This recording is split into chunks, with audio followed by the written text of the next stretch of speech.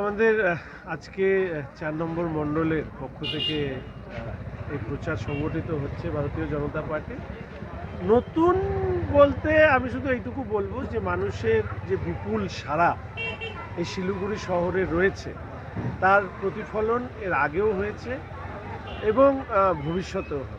আমার তো দুটোই এজেন্ডা। এক, হিন্দুদেরকে দ্বিতীয় শ্রেণীর নাগরিক হিসাবে যাতে পশ্চিমবঙ্গে বাস না করতে হয় তার জন্য তৃণমূলকে উচ্ছেদ করতে হবে, আর পশ্চিমবঙ্গের উন্নয়নের স্বার্থে ডাবল ইঞ্জিন সরকার প্রতিষ্ঠা করতে হবে। চলো।